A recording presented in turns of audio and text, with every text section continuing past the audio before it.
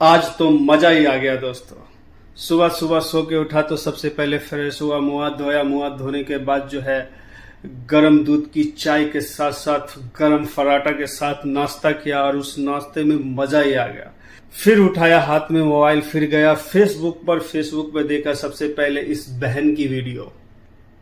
मैं भी रास्ते से गुजर रही थी, अचानक मुझे अंधभक्तों का इतना सारा खाना दिखाई। ये देखिए गोबर, ये तो गीला है, ये तो पार्सल में नहीं ले जा सकते, लेकिन मैं आपको दिखाती हूँ। ये देखिए ये ड्राई है और ये पार्सल करने के लायक है। मैं अभी ऑनलाइन भेज देती हूँ। जिसको जिसको खाना है एड्रेस सेंड कर दीजिए कमेंट में। अंधभक्तों तुम्हारा खाना रेडी है। आज तो अंधभक्तों का ख्याल ही रहेगा। अब इस बहन से कंफर्म करना है कि बहन स्पाइसी में है। अगर स्पाइसी में है तो 2 पार्सल मेरी तरफ से अंधभक्तों के एड्रेस पे पहुंचा देना। पेमेंट का अगर इशू नहीं हो तो 2 और पहुंचा देना।